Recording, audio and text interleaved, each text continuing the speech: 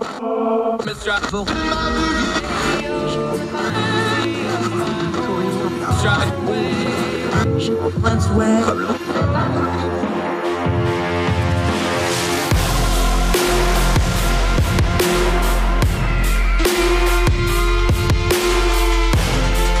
your host, Andrew Donaldson. This is Heard Tell. Welcome back to Heard Tell. Okay, been a minute since he got on here, but he jumped all on me on Twitter over pie, so I was like, well, that's good time as in and bring him back. RJ Lehmann, good friend of ours, the International Center for Law and Economics. He does all kinds of other things, but we're going to argue over pie, my friend. I'll take apple. You can have the field. The floor is yours, sir. Well, in fact, I am wearing a lime shirt. I know people listening on audio can't see this. This is a very Florida thing you're doing. Yeah. So to celebrate the key lime pie, which is, you know, I have one that I do like better, but I go key lime pie. If key lime is your favorite pie, I can't argue with that. It's definitely top 5 in any list. It's got the perfect balance. You got a good graham cracker crust. I'm not a short crust guy. Graham cracker crust contrast with the brightness of the key lime and the condensed milk, and then a little. You can go either way. You can go meringue or whipped cream on top, and it just comes together in the perfect combination. I think pie is a good platform. You can use pie and a good crust to make so many different kinds of things.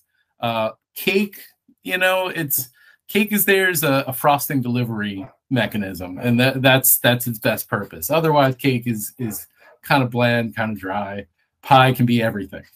Yeah, delivery mechanism is the good term for it. Here's I'm not a huge sweets guy anyway. My daughter's a baker. She can bake anything. I'm not a big sweets guy. I'm really not. Mm-hmm. Nobody's ever said as American as key lime pie. That's true. That's true, but that's because they don't understand that Florida is the most American state. Oh, here we go with it. I sat through that debate last night, but let's talk about that some other time. Let's stick to pie here. Look, apple pie is just let me throw you some background here. We actually had apple trees where I grew up yonder. We had several of them. My great grandfather put those in, grafted them. In fact, the one in front of the house is still there. It actually has 3 different kinds of apples on it because he grafted them, but because it's got 3 different apples, none of the 3 are particularly good, to be honest. But the deer like them.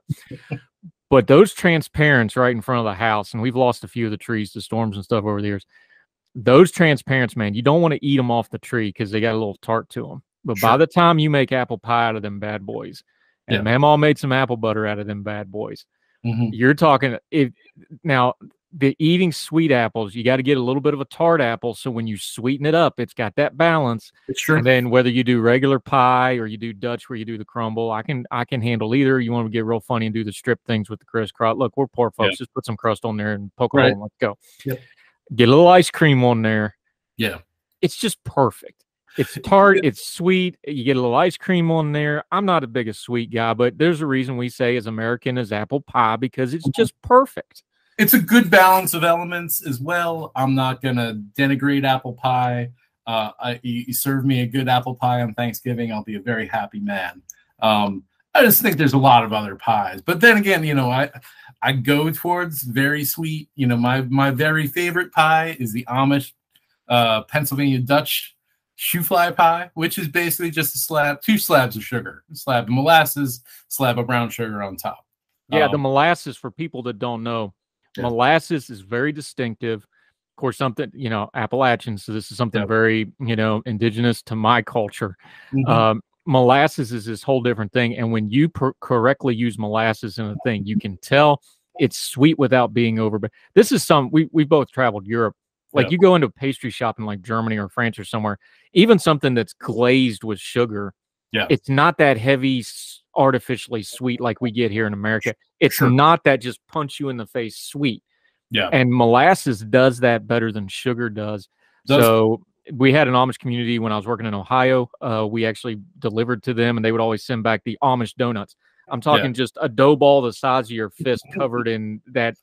It looks really super sweet, but it's not. And that stuff is so good. Good call. And to do it right, to do it authentic, in fact, they don't use, so molasses is a kind of what the Brits call treacle. We don't use that word very much here, but technically molasses is dark treacle. They're in Pennsylvania, you can't get it everywhere. They're golden syrup, which is light treacle. They call it turkey syrup. Turkey syrup is the most common brand name. That is what you're supposed to put in a shoofly pie. You can get it on the internet if you're going to try to make it at home. If not, regular dark molasses works well too. I don't have any truck with using dark molasses, but if you want, I want to give the authentic experience. You're supposed to use turkey syrup. Now, I have to do a shout out here because she does listen to the program. I know this because there's a phone call situation to make sure it's working, usually to get her on the Facebook feed to watch the program. Yeah. But Aunt No, I love you. My Aunt Nora always makes the kid a big chocolate pie. Now, when I say chocolate pie, I need to paint the picture here. This is a pie that is sticking up with all the chocolate filling. And then it has a good 3 or 4 inches of burnt off meringue on top of it. Nice. So this whole thing is like a pyramid of awesomeness.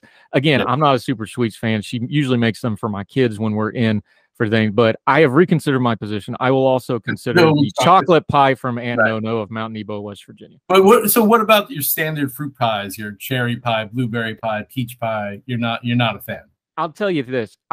Blackberries are awesome unless you grew up rurally and actually have ever gone blackberry picking. Which is, I think, Dante's 8th or 9th circle of hell. When you're a little kid growing up in West Virginia and you got to go blackberry picking, understand these things are not normally on the side of the road. Right. They're out in some pasture on some hillside surrounded by thorns, some kind of wild creature that wants to kill you, usually a couple patches of poison ivy. Odysseus did not have to go through half as much as us kids growing up had to get blackberries. That kind of burned me on black. Look, number one, full disclosure here,'ve got major GI issues, so I'm not supposed to have citrus anyway, so I got to be careful with berries anyway, so a little bit of bias here. I've never been a big berry guy. I know I talked tart and sweet. I understand the flavor profile. Y'all know how much I love to cook and food. I get it. Dessert-wise, I've just never been that much of a berry person, especially the really sharp stuff. Obviously, lemons and stuff you use with the flavor.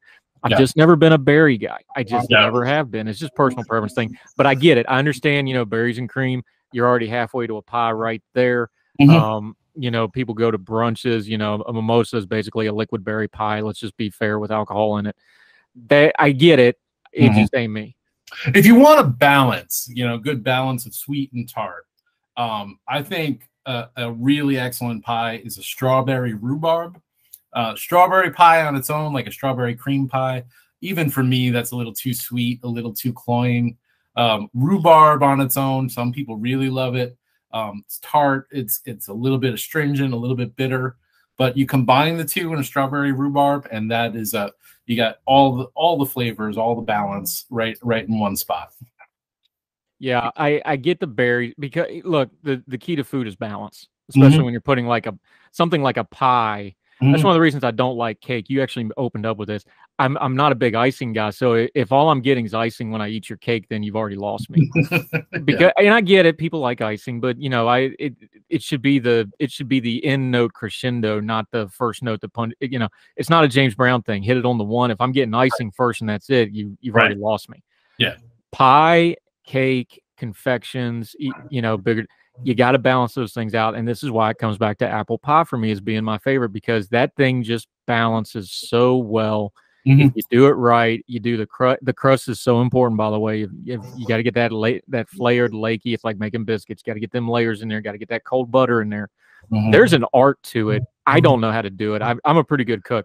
I can't bake to save my freaking life. So people that can make good pies, my daughter can make. She made me a 4-layer cake for my birthday. I'm going to make you a 4-layer cake today for my birthday. Oh, okay, thanks. She can do it. I can't. Baking science. I'm more of an artist. I want to free form it. Yeah. I have infinite respect for people that can make a good pie. I'm being a little facetious saying Apple's the only one because I like to throw grenades on Twitter every now and then. But I really do believe I'll take apple pie, folks. You brought up one on your list that you put on Twitter. We'll link to his tweet, by the way. Sure. I do find rhubarb very intriguing because it really is more savory than sweet when it's handled correctly. Yeah. But people think of it as a dessert, like a rhubarb pie, but it really is a savory. Yeah, no, absolutely. It's it's a bitter root. It's got when it's cooked, it's got some tang to it, some tartness. It can be a good balancing agent. a good pecan pie where you add your vanilla and your salt, along with it, the saltiness of the nuts, and then obviously the butter and the corn syrup. That is also, I think, a pretty well balanced pie, but definitely a sweet pie. I don't have a problem with just getting punched in the face with sugar. Chess pie is another one similar to Schoofly pie. That's basically just a slab of sugar. Yeah, there's all kinds of icebox pies where you just cold it and let it sit in the fridge. But pies are good. All right, this is fun. It's always good to talk a little food, buddy. We'll get you back when we'll actually talk some, internet regulation or something important that we need to. But RJ Lehmann, let folks know where they can follow you and keep up with you. You're a great Twitter follower because you're like me. You're all over the place. You're talking pies and food and politics. Let folks know where they can follow you, where they can keep up with you, and what's going on at the International Law and Economics Center, my friend. Sure. I'm at Ray Lehmann, RayLehmann, on Twitter, and my employer is at Law Econ Center. You can also get us at laweconcenter.org on the internet. We're real busy these days with stuff like credit card regulation and platform regulation and antitrust, which is always a exciting topic in the world of big tech. Yeah, I was reading through Kevin McCarty's list of things he wants to do. I got a feeling you and me going to be talking a lot in January and February, awesome. My friend. Yep. Always good talking to you. Good to see you weathered the hurricane, my friend. We'll have you back soon. RJ Lehmann, thank you, sir. Thank you. Yep. Yes, sir.